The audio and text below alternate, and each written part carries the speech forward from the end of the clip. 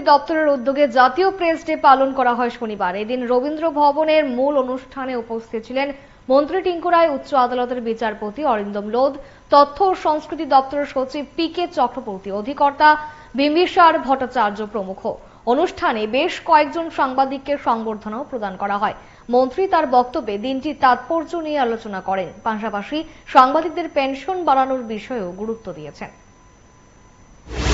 President রয়েছেন, কেন এই সংখ্যাটা এত কম সেটা যেন আরো বর্ধিত করা যায়। এই 5 জন 10,000 টাকা করে পায় এবং আমাদের রাজ্যের সাংবাদিকদের আরো পেনশন যেন বেশি পায়, তার জন্য কিন্তু 2021-এ একটা সংশোধিত পেনশন প্রকল্প নিয়ে আলোচনা হয়েছিল, একটা মিটিংও হয়েছে, কিন্তু সেটা রেজাল্ট কি হয়েছে আমি জানি না, সেটার জন্য আলোচনা করতে হবে। সাংবাদিকদের জন্য স্বাস্থ্য বীমা চালু হয়েছে এই নতুন সরকার আসার পর, এবং আগরতলা প্রেস ক্লাবটাকে আরো উন্নতিকরণ করার লক্ষ্যে সেটাকে প্রায় 40 লক্ষ টাকার কাছাকাছি খরচা করে সেটাকে এসি করা হয়েছে। এখন যারা আমাদের বরিষ্ঠ সাংবাদিকরা আছেন তাদেরকে সেই ভবনে যাতায়াতের যেন অসুবিধা না হয়, মাননীয় মুখ্যমন্ত্রী ইতিমধ্যে সেটাতে একটা লিফটের ব্যবস্থার জন্য অর্থ মঞ্জুরি দিয়েছেন এবং খুব শীঘ্রই সেটাও কাজ হবে।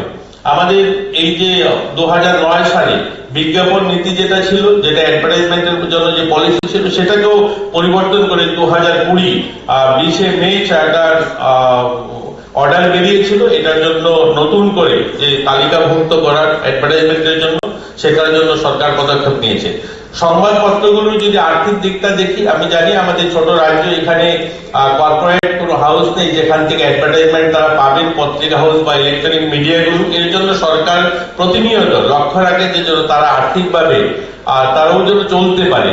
এই দিকটা যদি দেখি আমরা 2018-19 যে অর্থ বছর, সেই অর্থ বছরে যে বাজেটটা ছিল 3.5 অর্থাৎ 3.5 কোটি টাকা তখনকার সময়, অর্থাৎ আমি 2018-19 এর জন্য বলছি, 2018-19-এর আগে আরো কম ছিল, 17-18-তে 3 কোটি টাকা ছিল, এর আগে আরো কম ছিল।